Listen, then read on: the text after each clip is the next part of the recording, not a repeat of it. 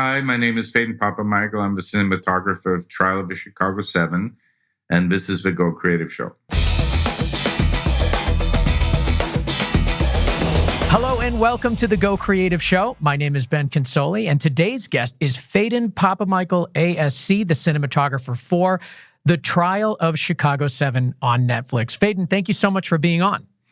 Thank you, Ben. Thanks for having me again. 2 years in a row, I guess. I know. Well, you're just doing so much great work. We had you on last year for Ford vs. Ferrari, and so excited to get into The Trial of Chicago 7 because the film is amazing and there's so much to talk about. But before we get there, I just want to mention our sponsor, MZ Education for Creatives, and of course, encourage you guys to follow us on Facebook, Instagram, Twitter, and YouTube. All things Go Creative Show at gocreativeshow.com. All right, so Phedon, first thing I want to talk about, and we're going to talk a lot about Chicago 7, but I have to ask you because I just got word of this just today when I was researching for the show. You're working on the new Indiana Jones film. Yeah, we're prepping that still. Yeah. What a fun you must be really psyched about that one. I'm very excited about it. Yeah.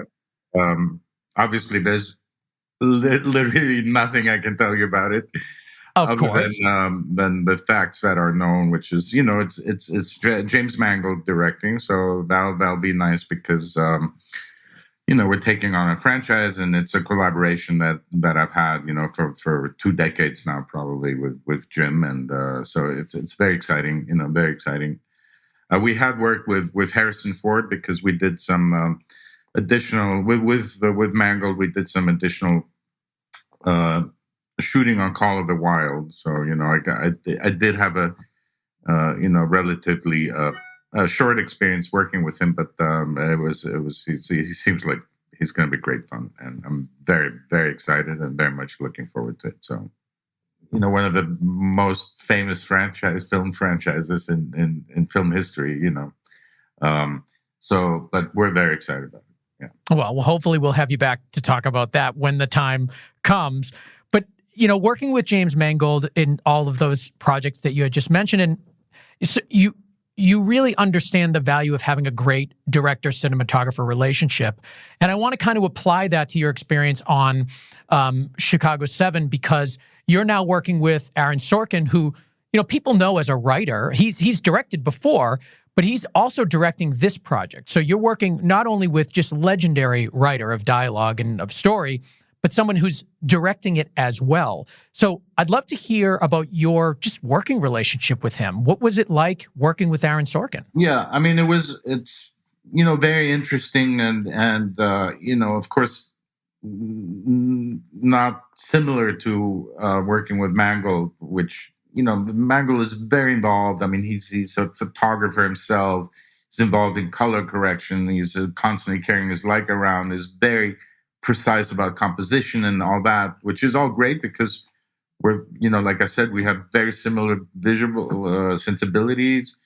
I mean, often I'll say to an operator on the headset, tilt up a little bit, pan left, and Mangold, without knowing, says, have him tilt up a bit and pan left. I mean, we really see things eye to eye, which is, great. Of course, that's the kind of, collaboration. That's what you want. Now. Yeah. Yeah. Now, Aaron, of course, Aaron though you have to understand, has great knowledge of cinema, has a great understanding of how a story works. Of course, likes classic films. Like he really, I kind of knew what he likes. But of course, if you read the script, it's a very precise Bible to how the story has to unfold and how it has to be told visually. It's very precise. So, although, and he'll be the first one. I mean, I was given the heads up by Stuart Besser, the producer, who had actually worked with on several occasions on Identity and on Walk the Line. He said, look, Aaron's going to, rely heavily on you for the visual part and the coverage. And so I met with Aaron. It was rather brief. He goes, thank you so much for doing, I'm going to rely very heavily on you for this. Yeah. And of course, you go into it and, he communicates what is important to him in the scene. Like there are specific things mentioned in the scene. That's something he needs to see because it's something that triggered something with the characters and comes, the writing is very intertwined and interconnected and non-linear, and so they're very important visual cues that have a significant function in the story and in the so those have to be hit. Other than that, he doesn't really go, I really want close-ups here and two shot this and that. I mean, he kind of wants to see the person who's speaking. Yeah, obviously. Yeah. And besides that, he really doesn't come forward with I really want to get reaction shots. I think we got to get there. So that was very much left up to me. So we, typically bring, and, we have a big ensemble cast. We got, the Chicago 7. We got the jury. We got the judge. We got the, DA office. So, there's a lot of coverage. We got audience reactions. We got Black Panthers in the audience. We got hippies in the audience. And of course, this is just in the courtroom. So it's like a big play. About 60% of the movie takes place in this courtroom. So it's a challenge to shoot. Some scenes are 2 lines. Some scenes are 16 pages. I assigned different looks to each scene. I couldn't really shoot them chronologically. I had to block shootout scenes because we're also dealing with a relatively lower budget film. Only 35 days. Only 12 days in this courtroom. Wow. With a lot of page count and a lot of extras that were not always available. So I had to shoot up, multiple scenes when I had audience in a certain direction, and then turn around and shoot multiple different scenes with different looks, because I sometimes I assigned an overcast, wintry, moody day. Sometimes I decided, it's more appropriate for this to be warmer, have a higher contrast, have direct sun kissing the performers, and so so I had to be able to switch over. I mean, to get technical for a moment, I have to be able to switch over my lighting scenario in this courtroom within a very short period of time. Sometimes, so we bring in the actors. Of course, the blocking in the courtroom is pretty much set because you have. The defendants are basically in their seats, in the same seats. The judge, obviously, and and then one person takes a witness stand, and consular or the defense attorney or the there's not a lot of movement takes the floor. So, but it was basically me bringing in the script supervisor, like Aaron. We'd come in, we'd read the scene with our actors, and they're all You have a very diverse group of actors. You got Sacha Baron Cohen, who's also director, producer, writer. You got Mark Rylance, who's a theater director, and also, of course, a very trained, a British actor.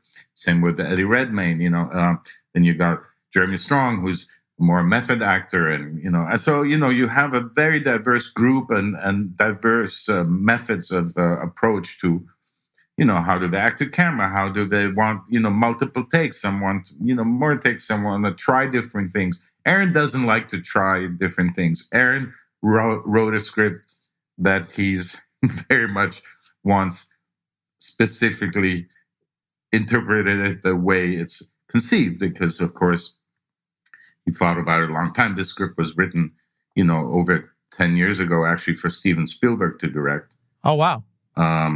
And Steven was the executive producer and also came to the set. And, and then this is something that came back to Aaron. He asked Steven after many years if he could, and it's amazing actually how timely this material is. And, oh, yeah. Considering that it was going to be done a long time ago, and it's, and it's sadly, in a way, it became very relevant, especially this year with the Me Too movement, the riots. But basically, so we'd block it, which was just more or less reading the pages, and then then I would dictate all the coverage, to Sean, the script supervisor. I would say, okay, so we're going to start this direction and group it, and I did manage to get 3 cameras for the courtroom, so I had 2 LFs, anamorphics, expanded, which I like. It's an approach that I really perfected with Mangold. I mean, I should say that's how we like to shoot close-ups on a wider lens. That gives you this, especially on the large format, still a beautiful fall off and the anamorphic characteristics, but it enables you to maintain this wider field of view, because I really didn't want just talking heads. I always wanted to maintain some connectivity between the characters. There's all these reactions, of course, when one is on the stand. So I always try to set up shots that keeps the group functioning as a group, and there and be able to see the dynamics within the defendants, because they're not always on the same page, and a lot of the most interesting stuff that's happening dramatically and also in the writing, but visually I had to find a way to cover that quickly, was how they also interact, and how they're from different groups, so they have different approaches to how they're handling the pressure of a trial. So it was very important to me to shoot it in a way I did Ford versus Ferrari, which is also about a group of people working on a common goal. In a way, of course, it's a race car movie and there's great action scenes intercut, but we have a lot of dramatic scenes where this group of mechanics and Christian Bale and Matt Damon, Shelby and everyone, they're working on trying to. It's a similar group dynamics in here. Again, also intercut, our action is going to the riot and intercutting this more classically stagnant, composed courtroom with a very high energy, handheld, documentary style approach that we used in the park during the riots, which was amazing because we were able to actually shoot at the actual location in Grant Park in Chicago, with the Hilton right there on Michigan Avenue, and Wow. a lot of the landmarks, and the architecture actually still historically correct. I think we had very little VFX fixing of painting out something. It helped having all the tear gas, but again, I can imagine. Not a lot of extras. At the actual riots, there were like 10,000 people in the park. We had maybe on our best day like 200. Wow. So, again, that approach, go with wide lenses, but immerse in the crowd, be handheld, and really, in that case, really let my two operators handheld. I said, just go make a documentary about this, and then pick up other beats. These are the beats that Aaron needs, like the woman getting pulled down with a flag. But on the way, as you get to that, pick up other things, feel free, think like Haskell Wexler, think like Medium Cool, which we also sprinkled in footage from the, that was actually Haskell had shot during the actual event. So, that was also very helpful having that as a reference. And the fact that we were exactly in the same location, was also inspiring, but also helpful to really recreate these events. I know I'm jumping ahead and answering pretty much every question you were planning to ask me. This is like a sampler platter here. So now this is everything that we're going to talk about, but now we can dive in. No, I want to focus on the courtroom scenes in Trial of Chicago 7, because you spend a lot of time in this environment. It spans 6 months or so, right? Something like 6 months. So yeah, the trial goes I think from September to February. Yeah.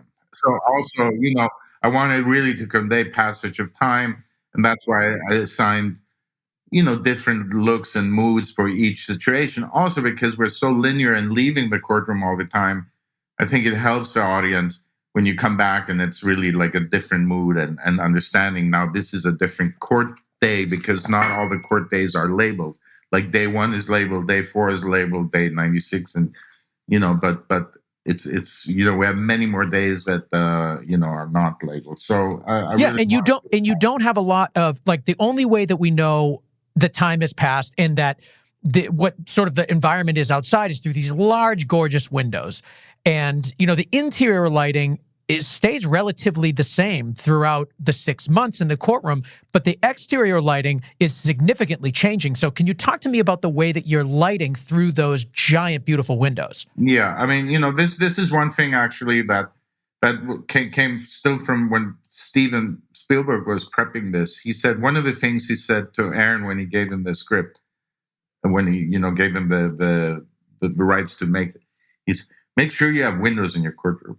'Cause I Really? actually saw, I did research and with Shane Valentino, we looked at, the original was just like a wood paneled brown box without windows, Yeah. and, overhead fluorescent lighting and, which is another approach, but I mean, I knew like Aaron's aesthetics and, I mean, he'd done Few Good Men and Bob Richardson shot that anyway, it's more sort of the classic, more cinematic. He wasn't that much really stuck on, historical accuracy, in general.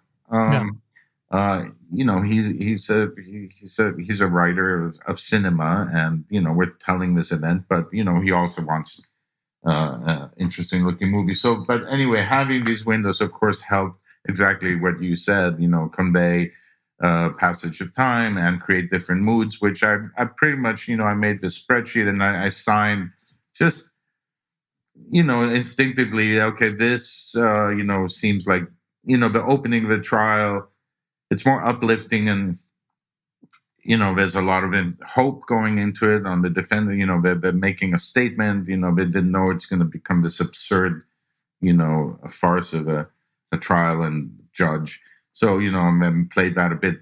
Then there's certain witnesses when they feel they're being betrayed or really, manipulated and oppressed, where I said this would be nice, a moodier winter day, rainy, when the cops are, all these undercover cops that are kind of were setting him up. And, I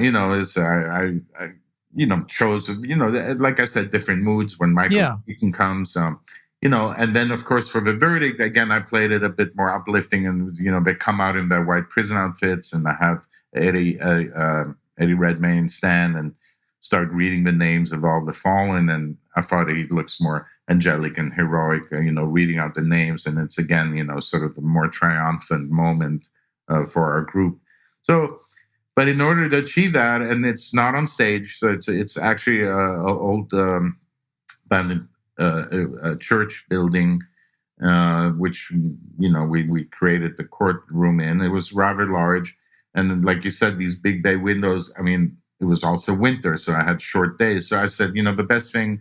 And Bill O'Leary, the gaffer, who has done many movies with Roger Deakins, actually very experienced veteran gaffer, and Tommy, our key grip, we decided just to seal it off, create like a gigantic box, basically a light box out there that gave us the ability. First of all, it controlled the direct sun, the natural environment that I couldn't control really, and then I had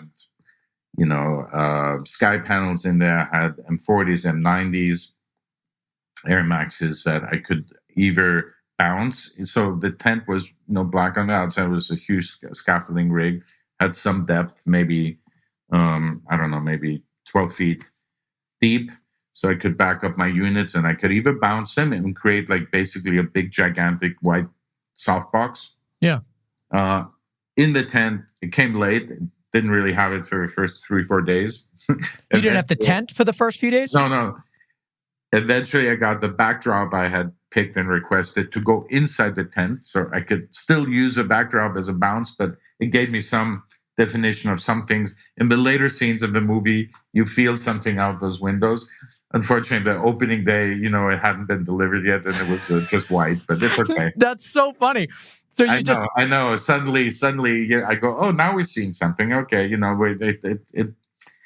it's a long story. The first one that was wrong and whatever. I love that it just comes down to things not being delivered on time. But you think those problems will be solved when you're dealing with a big budget Hollywood film.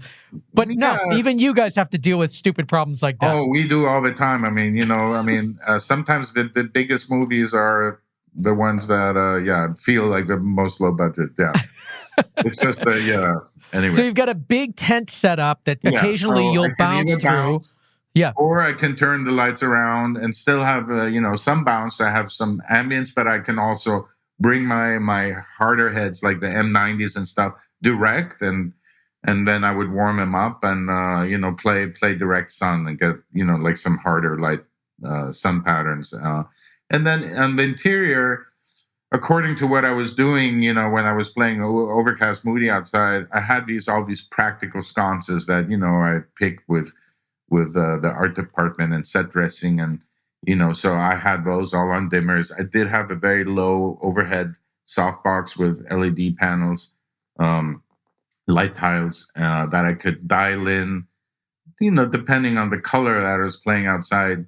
If I was playing bluer and wintry, not hard light outside, yeah, I would play the warm, like the practicals are reading a little more. So I would dial in with the LED light tiles, a softer interior bass ambience, and then also, adjust the intensity of these wall sconces that were all, of course, controlled on a board. So it was always balancing these things. But like I said, since I had to switch out within one day, often create 3 different looks, all this had to be rigged and designed in a way that these, switchovers could happen very time effectively. And you said you were in there for about 12 days. Is that what you said? And your whole production was like 30 or something, right? It was, I think, like 35 days. And we were 9 days in Chicago, basically 3 days in the park, 1 day on the streets, a few interiors in Chicago, locations for the hotel interviews. And then the other big location was the conspiracy office, which was also in Paterson, New Jersey, which is also where the courtroom was, which was this abandoned church. Yeah. So we were basically on location in Chicago for the riots in the park, and then we were, let's say for 10 days with the travel, and then we started in Chicago because the actual event took place in the summer. We had already ran into fall. The leaves were changing. Luckily, in the DI, we were able to bring some green back into them, but we were going to lose the leaves in the park probably within a week. Oh, so you were down to the wire. Oh, we were down to the wire. I mean, already the color, from the time we arrived in Chicago and we scouted it to the time we shot it, probably 6 days later, it had already started turning amber, and some trees already were getting bare, and it was like, okay, we gotta shoot this. And it was cold, and we have all these hippies in the park in t-shirts, and it's a summer setting, because we needed to intercut it with we knew we're going to use some actual footage, and we tried to match that, of course, in terms of dressing and wardrobes and tear gas and the Chicago Police Department and all the their gear. So we had very good references for that. So we, it's not like we had the freedom just to say, okay, let's just play this in the winter in a rainy, moody. I mean, would have looked dramatic, but again, the tear gas helped a little bit, because I did have a lot of overcast days, and it really should have been sunny, but because of the excessive use of tear gas, it kind of created this diffused look that helped me mask the fact that I didn't really have sun. Yes. And I want to talk more about the riot scene and protest scenes specifically. But before we get there, I just want to mention our sponsor, MZ. MZ is all about education for creatives. So it's perfect for the Go Creative Show audience. Now, when you go to MZ, you're going to see hundreds and hundreds of hours of courses on there that can all be purchased individually. But when you become an MZ Pro member, when you are a member of that subscription, it's the best experience possible, because you get access to everything. I'm talking hundreds of hours of high-quality, video-based filmmaking education that covers everything from directing to cinematography, post-production, visual storytelling, and more. Find out everything you need to know at gocreativeshow.com/MZ. Now, the courses are certainly fantastic there. They're really well produced. But really what makes MZ shine is that the educators are at the top of their game, working professionals in the industry doing high-level work. I'm talking about educators like Vincent Laforet, Shane Hurlbut, Philip Bloom.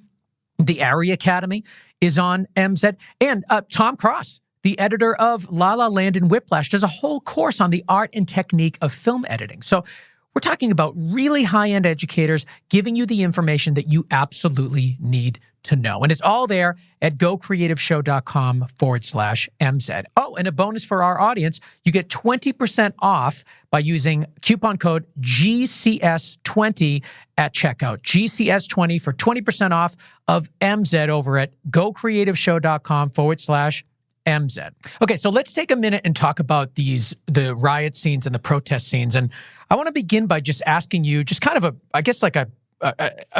cinematography morality question, if you will. I mean, you're depicting real events. Is there a responsibility that you feel to make sure that events like this, when you're doing something, you're depicting something that actually happened and something so important, do you feel a different responsibility to get it right than you do with fiction? Well, like I said, Aaron, I mean, look, we're dealing with the dynamics. This script is, you're not creating really a documentary. I mean, you're telling the story of these witnesses and what happens to them as a group emotionally, what is triggering them, what made them tick, what's their fate, who they are, their lives of our heroes. We're not really telling the story of the event. It's I guess similar to Saving Private Ryan. You're dealing with Tom Hanks trying to, how is he landing on this beach? What is the story of this small group that is trying to find this private? So of course we're concerned with that, and the setting we create. In this case, because there's so much existing footage and it's pretty well documented, of course we try to, not create something completely that's, not reality based. I mean, Yeah. And again, like I said, because we're on the actual location, I mean, it was quite clear the geography. The cops surrounded the park, they were lined up on the hill, which we all recreated and staged in a similar way. Now, are we feeling extra pressure we got to be exactly accurate, to portray the degree of violence this way? I mean, certain things triggered were a reaction to certain things. There are beats in the script that we try to get right, but for the rest, I mean, we are making a movie and we need to make it work and tell the story of our characters, and what motivated and how did it actually function and why they're being accused of conspiracy and what did they actually do, and that part of the story we are trying to tell in a strong dramatic way, but of course accurately. But it's not. No, so to answer your question, no. I mean, you're not like feeling a lot of pressure. I mean, there's a lot of it is just you get inspired. Just look, when all the extras show up in the riot gear, and we had of course, great prop department, wardrobe department. Yeah. I mean, the setting is there. You are inspired by that. You see them all being led out by the first AD and lined up on the hill. You go, this is working visually. Yeah. It's You're there. You're there. And Yeah. the same, that's why I said the same approach to my operators. It's like, okay, here we are, just imagine you're a news cameraman in 68, go for it, okay. And trust me, the energy of all the extras also gets boosted, just by the fact that you're out there and there's real smoke and, I mean, sure, the clubs are, that they get beaten on are rubber and soft, and the tear gas doesn't actually burn your eyes. Yes. Although Jeremy Strong was really pleading with us and hoping and asking Aaron if we could please use actual tear gas. Really? Yeah, and Aaron goes, "No, Jeremy, we can't actually do that." What was anybody else behind him in that cause? Other people, involved in this scene, like all the extras that I think would maybe not be so comfortable with that. But he's a real method guy. I mean, he just wants, it's great. It was great because we had such a diverse group of actors, and their energies were high. And but again, it's affecting you, just like on Ford vs Ferrari. I always said, it was so important not to do it on stage and on green screen. I'll put Christian Bale, put him in one of these biscuits or pod cars, and have him experience the sound, the vibration, the G forces. Of course, Christian's a great actor. Of course, can he create the impression that he's driving Le Mans on stage. Yes, but it adds, not just for the performer, but all the elements that are actually real. I think the more you have, the more authenticity you get in every aspect of filmmaking. So how do you bring the authenticity and the lighting in those riot and protest scenes? Because you are outside for much of them. Are you just letting natural light be what it is? I have to. I mean, I don't have the tools, the budget, the control. I mean, there are some movies. I mean, I don't know, what does Chris Nolan do on Dunkirk on the beach? He also has to get lucky. Some people have, Terrence Malick on Days of Heaven. I mean, some people can wait. Some people, Revenant, can shoot only, like in certain dusk situations. They also, do the eyes for, lots of hours, and roto people say, I mean, every situation. You didn't have that. No, I mean, I had to shoot. I mean, I had the extras only for, the extras had to go through period wardrobe, hair. By the time I got them, I had very limited time and very short windows to get these pretty massive scenes. And, but I mean, I come from low budget filmmaking. I mean, I'm kind of used to it. I mean, I do. Even now, when I'm doing big movies like after Fort Versailles or before, I mean, I did a movie in Brighton Beach in New York. I mean, it was, probably $400,000 budget. So wow. I mean, and I enjoyed that, and I approached that. I come from still photography. When I started Roger Corman, I didn't really know how to use lights anyway.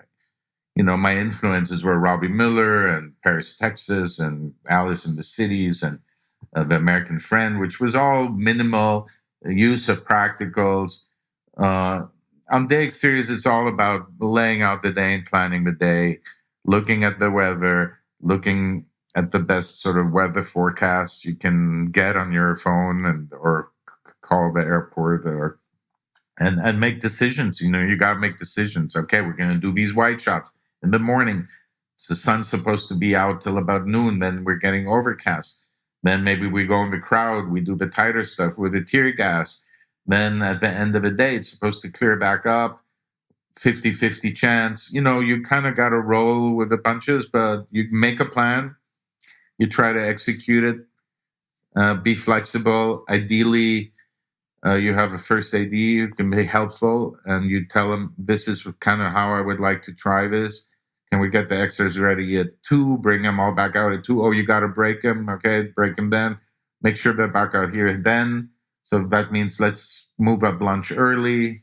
Mm-hmm. Stuff like that. This is all, when you're doing day exteriors like this, it's really nothing. I mean, can I get, I don't know, Condors with 2 Air Maxes everywhere? And I mean, there's some, I mean, Janusz Kaminski on Call of the Wild, he had some very big units on cranes and created some, anyway, in this case, we did not have that option. And then you act accordingly, and you do what you do, what you can. I mean, it's yeah. There are devices, with filters trying to maintain, the same kind of f-stop and the same kind of depth of field from, so even when I have a lot of light, I ND down, so I'm already at a 4 or a 284.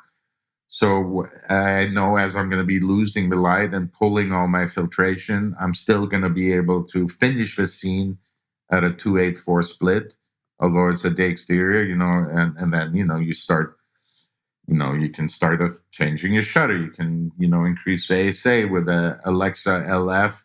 I feel like I can easily go 1280, so, I mean, you extend your day and your window as much as possible with, your technical aids. But yeah, it's all about managing the day, managing the daylight, making plans, and trying to get support from production to make you execute that. On Ford versus Ferrari with Adam Somner, I mean, people watch a movie now, they go, how come you shot, everything looks like it's in this beautiful, in the pits in the mall, like in this beautiful afternoon sun, and so consistent. It goes, yeah, because we shot, we always, I always told Adam I need to be here from 2 to 4:30 in the morning when the sun is behind the set.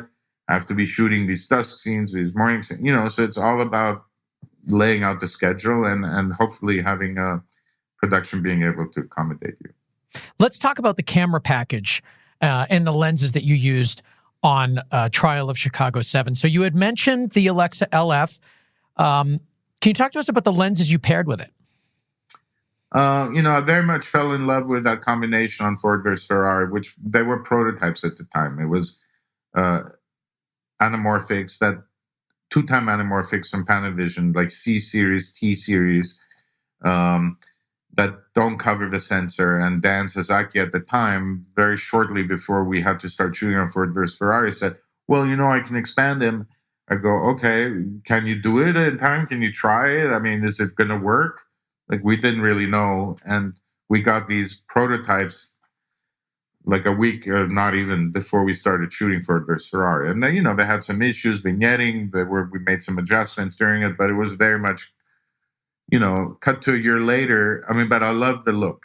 I love that look. And I thought, again, this is a period movie. Again, I'm dealing with groups of people. So I wanted that widescreen aspect ratio to do like those shots. I love the close-ups on the wider lenses. Yeah. 40 millimeter, 50 millimeter anamorphics, physically close to the action, physically close to a face, but still feeling the person next to him, tying in, the surrounding. So that's just something I thought would be also function very well on this story. Cut to a year later, of course, Panavision, and it's become quite popular now, and they've expanded about 60%. I mean, I can't give you the exact number, but I was told at some point, maybe even more by now, expanded, mostly the T series and C series to cover the larger format cameras. And so now I had a greater choice of anamorphics.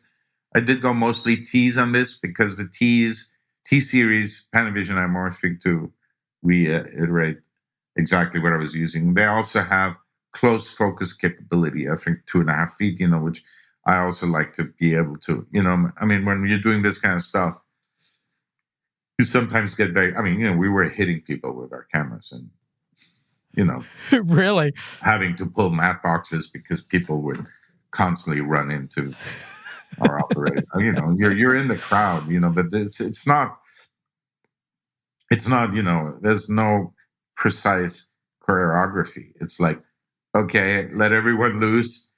Okay, guys, go, and action, and go. So what is your strategy with the 3 camera operators? I mean, what is your direction to them? Well, the 3 camera operators I had in court, and I set them up very specifically because I knew, okay, I got to cover these depending on what's happening in the scene. I got to connect this group. I got to connect this group. I would do wider, and then I would move in and always maintain some connectivity, and then, run some kind of reaction with the third camera of something, because I also, you can't have the actors just repeat these scenes, over and over and over again. I mean, I like to also, really help the actors not having to, because, it's very wordy at time, and it just, trust me. I mean, the actors I know, they really don't want to do things I mean, I come also from working with Clooney, who really doesn't like to do things more than once. Really?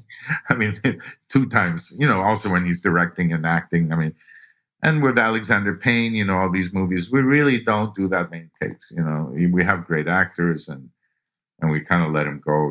Paul Giamatti and Sideways, and this is all, or Ides of March. I mean, there's a lot of just Philip Seymour Hoffman and stuff. They just bring it, and you want to be there. You got to be ready for it, and you don't want to. Okay, we got to do this for camera. We got to get this set up now. It's like you try to really accommodate shooting efficiently. So. But in the riots, I had 2 cameras. I mean, I couldn't afford 3 cameras for everything. But my approach was literally, okay, this is the beat that we're capturing, that we need to capture for the script and for Aaron. and this is all the stuff I'd like to get in addition, like extra. So try and get, when you go, so Aaron is like, when are we going to shoot the woman getting pulled down with the flag? I'm like, we'll get that. Don't worry, we'll get that. But let me start them over here. He's like, why are the cameras back there? How do we get? I'm like, we will. We'll You have a plan. You have a plan. And then I go back up. Okay, like send like the people, and then go. And then I had great, Michael Fuchs and Alan. I had great operators. They were encouraged, to think on their feet and go for stuff. It's like you can't really micromanage that. Can't really design these things. You can't really storyboard them. I mean, you got to know. Okay, you got to know in every scene. This is the essence. This is the purpose of the scene. This is why this scene exists. And beyond that, beyond capturing that, there's 100 different ways you can capture each scene. So beyond that is really a choice that you make as a filmmaker. And Aaron was very much open to, he was always, do we really need that? I don't really want to see them. I'm like, it's going to be good to have, especially in the courtroom. He's like, we got that, right? Like, let's say we shot Sacha Baron Cohen in the witness stand. We got that. 3 cameras, 3 angles, one over him to the jury and the judge. And I go, he goes, we're good, right? We're done. It's like, really should. I mean, we need the other reactions of the, defendants. We definitely should get some crowd reactions, because what he says is, and he is he just not like a big coverage guy, or what? I think he's, well, I think he, in his head, of course, writing it, in his head, he sees what's important to him, but in his head, he's not seeing everything that we can offer. Sure. And I had a conversation. Sorry, I'll stay in frame. I had a conversation with the editor, before, who had also done Molly's Game. And, Molly's Game being his first film, I mean, he had definitely learned, and I think he's doing a new movie now. Unfortunately, I can't do it with him, but being the Ricardos about Lucy Ball. Oh, no way. And being in the Saul shot down the street, it would have been nice. Down here, where? Where are you? Warner Brothers. I'm in the Hollywood Hills. I see Universal from my house. Nice. But it would have been nice. But again, it's all on stage, and Jeff Cronenworth is actually shooting it, I believe. Yeah, Jeff's been on the show a couple times. Yeah. So, but I knew from having talks with the editor about the first movie, and also, again, something where, they were fighting for. Let's just put it that way. The editor was very happy I got some extra shots. Yeah, well, it's important. And he's doing really well in the awards race. I mean, the editing is great, but he literally used probably every setup that I gave him. Is that typical for you? Like, are you usually the one advocating for more coverage? No, typically, when I was younger, typically I'm always happy to see if I can combine something and eliminate, a more cutty sequence. Yeah. Like with Alexander, again, we approach it very, like with Mangold, we don't really preconceive too much. We do like to see what the actors, how they're bringing it, what the mood is, how is their body language. Like when Bruce Dern is in Nebraska, and he's playing something, I go, that doesn't play in a close-up. That needs to play in a wide shot, because it's the way he moves, the way he just sat down there, and then Alexander, and we see it, we go, oh, like we have a scene in Nebraska where he's looking for this lost ticket, and they're just him and, Will Forte. They're looking for the ticket, and we do it in this wide shot, and, that it just worked out so beautifully. It tells the story so beautiful in the shot where Forte is going this way and Bruce Dern is going this way, and then they go, okay, why don't we call it a night, have a drink, and and then they go, and then it's like we had shots planned there. We go, no, this is beautiful. So often it happens like we go, this looks great, tells the story beautiful. Look what happened. He just turned. He didn't have, created a close up for himself, gave us this look. Don't need to come around for a close up. Of course, other times we go, this plays in one of these two shots, and we see something. I'll suggest, oh, that was nice what happened back there. Let's get a cutaway of June Squid back there, like looking out the window. You want to be, open-minded and take advantage of these things. When you give actors a certain amount of freedom, which we always try to do, and not restrict them to technically, hit this mark, blah, blah, blah. George Clooney is very good. Technically, he's like always looking at you. How can I help? Should I be shorter? Should I walk like this? I can bend my knees. I'm like, no. But it's you tell him like, do your thing, and then it's up to us to find and discover that, and it's my responsibility as a cameraman to be at the right place at the right time with the camera. That's really, and it's not something you can sit 4 months prior to shooting at your desk and figure this out. You can figure out certain things. Of course, on Indiana Jones, there's, as you can imagine, pretty complex action sequences that you got to plan those. You can't wing those. And someone's got to budget them. Somebody's got to build the set. Somebody's got to, get this stuff for it and the props. So, of course, I'm not saying you can win every scene, but when you do a scene like Nebraska, when you do these riot scenes, okay, give me the people in the right outfit, and then we can definitely, have some creative freedom. But yeah, so like I said, with the editor, he was very happy, and I said, don't worry, I'll get you this. And I'm very well trained, really, from Mangold, who's a classic. We're kind of like classic Hollywood filmmakers. We do cover well. Mangold covers well. I directed a movie early on in my life. I was 29 years old. Wally Pfister shot it, actually.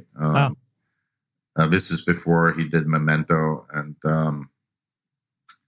I was very ambitious in trying everything in wonders. Oh, wow. But there I am, in like the editing room. And if you don't have great performances, great writing, that's risky. It's tough. You got 7 pages of people walking and sitting and talking, and the blocking and the way Woody Allen does it. I like that kind of cinema, but you, in order to do that, you got to have very good writing and very good actors. Yeah. Oh my God. Of course. Well, I think you've got, the film definitely seems like you have a ton of coverage in Chicago 7. It sounds like you probably used everything, but it sounds like you've got great coverage. I wanted to ask you too, because like, when you're shooting something like the riot scenes, you got a million extras everywhere, and you are kind of just winging it, shooting it like a documentary. You must run into a lot of extras that are really doing everything they can to get your attention. Yeah, we have that. And then, sometimes we'll catch them and we go, that one, get her out of there. Really? This guy, he's hamming it up again. He's been doing it every take. Like, you get people, of course, you get people overacting and stuff. And then that's how I would do it. If I was an extra, I would be so aggressively trying to get attention that I would just repel the camera. Yeah. Luckily, our actors were also very good at that. So no, you got to watch out. It's very tricky when you do these crouch scenes. Where does Alexander Mangold always calls him anyway, he has a term for those. Oh, there's another. Oh God. Alexander is more polite and subtle. He calls the first lady over. He goes, as nice as you can. Back there in the red sweater, gotta go. Oh my God. Well, in our last couple of minutes, I wanted to ask you one more question about your kind of philosophy with camera movement. I had read in an article that you're not really a fan of unmotivated camera movement. You're pretty specific about using it when absolutely necessary. Talk to me about that. I mean, it's just sometimes I watch movies and I'm in a scene and then suddenly the camera starts rotating or drifting in, and I become conscious of it, and it distracts me. Hmm. I mean, it can be a nice move and the composition is maintained, but I'm like, why are they moving? Like, why is this moving right now? Hmm. And then I like movement. I mean, I use a lot of Steadicam. I'm always on a slider. I'm always on track. But it's got to either be motivated by a dramatic beat. Like I love little push-ins, but at the right speed, at the right moment, and where you don't really notice it, or an actor is moving a certain way, and I'll move or counter to meet him, or I just like not to really. I mean, now there are exceptions where you want to make a statement with a camera move. Yeah. Scorsese does it all the time. Spike Lee does it all the time. You do some pretty expressionistic camera movements. But in general, I mean, like Nebraska feels like a very static show. It probably has a lot of movement. Hmm. I mean, there's the subtle pieces of track, dance floor, sliders. But they're subtle, and often as I go down to something and come back up, I will have moved, and I find myself in a different position, or I'll create an over two shot that was just a single before, and you won't really notice that happen. That in combination with how you move actors. So that's always something we're looking for. Mangold is very good with that as well. Again, I don't like shooting wide and tights at the same time. Like I feel like if we go close, how do you mean? I What do you want to mean be at the same physically time? close and stay on the same lens. So we don't really run, like a wide shot, and then okay, let's also, directors ask me that. I mean, Aaron likes long lenses. I go, he didn't even probably realize like we didn't really shoot long lenses, because I still get with this anamorphic expander, I still get these strong close-ups, but sometimes I'm sure he asked me, can't we get this? I'm like, no, let's get these two wider shots, and then let's get physically move in and get the two closer shots. I mean, which is something that we do with Mangold all the time, because I feel like it's just a different emotional message and a different connection to the performance, and the audience will feel it. This is not just, throw on 100 and while we're at it, grab this close up. Well, yeah, I mean, I feel like the longer lens makes you feel like you're watching a person. Yeah. The wider lens makes you feel like you're with a person. And I think that's we're always trying to be with the person. Yeah. The races were not covered like that. This action is not covered like that. I want to feel like, yeah, I'm part of. I'm sitting on that defendant's bench, and I'm sitting in the witness stand. And when I look over to the judge, he's like right there. And I don't want to play it from the audience perspective and, across the floor. And, I'm not interested in that. I do, but again, I mean, like every story requires a different, it's just, I mean, these two stories, again, I'm comparing Ford versus Ferrari to Chicago 7, which are completely different films. But sure, again, it's about characters. It's about, emotional connectivity, working together as a team. So it has similar themes. So therefore, I felt like the lensing is kind of similar. Now, you seem like a guy that really appreciates kind of practical sets, practical lights, doing things for real in real environments. What are your thoughts on this move towards virtual production? We're exploring it. It has its use, for sure.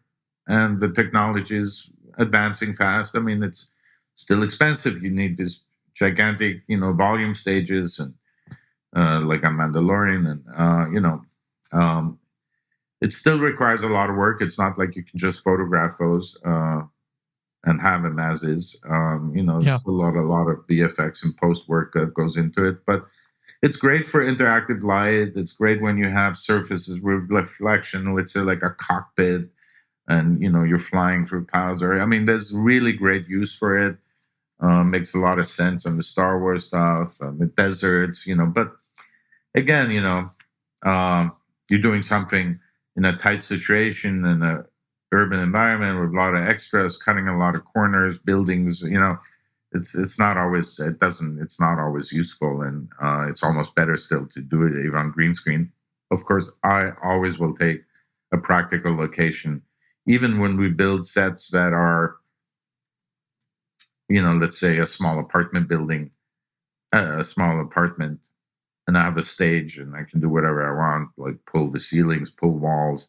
I like having the restrictions of treating it like a location, like I am in a small Paris apartment, with, you know, tight doorways. And, if I can't get my dolly through, I don't want the production designer to make it wide enough so I can get my peewee through it, and not necessarily. I mean, I like dealing with the limitations and restrictions that I would have on location. And I feel like it feels more real that way. It makes the, the backdrops, what's outside the windows feel more real. I blow them out, although I could perfectly expose them. I'm trying to think what would be the difficulties if I was on location on the 10th floor. How could I control what I'm seeing outside? And I approach that and give myself the same kind of challenges and restrictions on stage, because, that's for me the most important, is that, it feels real. What do you think the next big advancement in filmmaking is going to be? I mean, definitely this whole LED lighting, the big LED wall, yeah, interactive light, feeding in footage, getting all the correct interaction, being able to photograph these screens. The cameras are going to get smaller, faster. I personally don't really want anything sharper. That's why there's such a popularity movement towards older glass, less aggressively sharp glass. I mean, I like, it's funny, the manufacturers, the sensors, they're all getting bigger, better, sharper, and then all the DPs are counteracting it. Of course, some people like Unrevenant, I mean, he shoots master primes, there's different schools. Like, you can shoot it the highest quality possible. You can always treat it, degrade it, but not everyone has all that time in the DI or in post. Some people like to capture, the flares and the softness and the vignettes mechanically on camera, optically. Mm-hmm. Of course, then you're kind of tied into them. I like that. I mean, I like dealing with, my photographic limitations that actually exist. Of course, I can add any kind of flare I want later.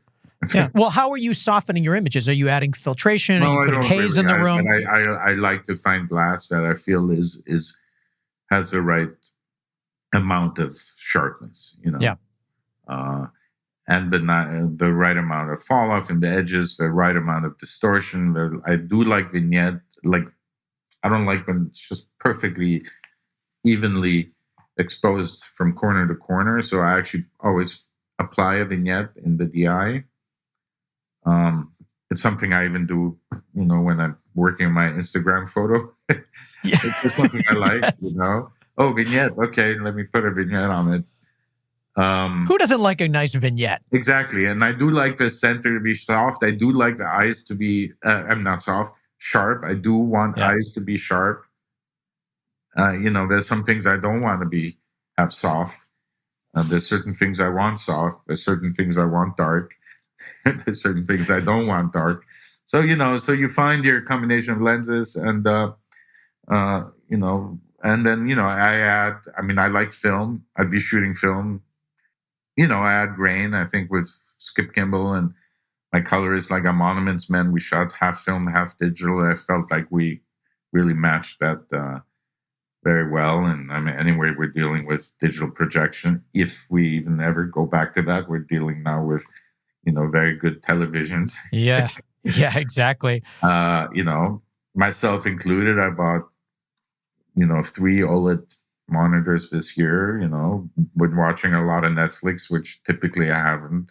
Of course, Trial of Chicago 7 was shot for the theatrical and big screen. And I mean, I'm glad Netflix picked it up, and I think it got to a lot of people at the right time when it was crucial absolutely. to be shown and seen by a lot of people, which we wouldn't have had that opportunity if it was a smaller theatrical release. So I'm not complaining, but it'd be interesting to see how people, everyone's has upgraded their home viewing systems, the TVs. I mean, 4K OLEDs look pretty good, and sound systems. So it's going to be interesting what movies. Of course, speaking of my next project, I mean, that movie is not shot to be streamed somewhere, Yeah, you definitely don't want to watch Indiana Jones on a phone. You want to see that on the big screen. So hopefully we will be back. I mean, that and all these other, those sort of type of movies that are being held, like Bond and like Dune. And, yeah, I'm certainly hoping that we'll all be able to get back in the theaters and experience that, also just the group psychology of watching a movie like that. Absolutely. I mean, I remember I always talk about how I saw Aliens in Westwood with price 800 people in the theater and the mass hysteria. You just don't get that at home. Yep. I agree with you. The cinematic experience. I mean, that's what, it's not for every movie. I mean, you can watch a John Cassavetes movie at home, and it'll be fine. Yep. Yeah, no, I agree with you. And I think, we certainly will be back at some point, obviously. I mean, it's not going to be like this forever, but I think that there's going to be a large majority of people that just want to see things at home. And we, as filmmakers, you guys just need to always be considering the fact that first time anybody sees this could very well be on an iPad or a TV or on a phone. It just kind of is the way that it is moving forward. Yeah, well, I'm more optimistic. I think it'll be more like the Roaring 20s after Prohibition. I hope so. I'm already feeling that, as in LA now, as the numbers have dropped. Yeah. I was driving down Sunset Strip the other day. I mean, it seems like people are, just starving to get out of their bubbles. And I hope it'll have a similar effect to when we return to being able to go to movie theaters and concerts and sporting events. I'm dying to go to the Laker game. So, I hope that's gonna, we'll all get back to some kind of normality, and with the vaccines hopefully being in effect, by the summer. So. Absolutely. Well, the film is called Trial of Chicago 7, and it is on Netflix right now, so you guys should check it out. It's getting a lot of buzz, and for good reason. Great directing, great acting, and of course, amazing cinematography. So thank you so much, Phedon Papamichael, for coming back on the show, and promise us now that you'll come back for Indiana Jones. All right, Ben. I promise. If I'm still around by then.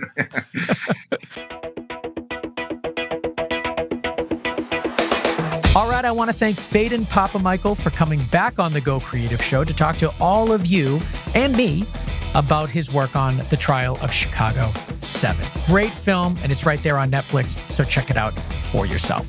I also want you to check out the websites for our fantastic producer, Connor Crosby. You can find him at ignitionvisuals.com. And of course, Dave Siegel, who mixes and masters and makes the show sound so good, and he can do the same for your projects. Find him at siegelsound.com. Of course, follow all things Go Creative Show, Facebook, Instagram, Twitter, and YouTube, where we put exclusive YouTube content. And of course, check out gocreativeshow.com to get links to all of those and for links to subscribe to us on your favorite podcast app. Now, if you're interested in what I'm doing as a director out there with my company, BC Media Productions, you can find me on Twitter and Instagram at Ben Consoli. I post a lot of behind the scenes, especially the creation of this studio here, which is brand new, and I hope you guys like it. Now, you'll see all these empty shelves here. I plan on filling this with stuff. I don't know what it is yet, but I'll be filling it with something. So if you have any ideas or if you have something you want me to put back there, please reach out to us on social media. And of course, I want to thank you all for joining us today. And we'll see you next week on another episode of the Go Creative Show, a podcast for filmmakers.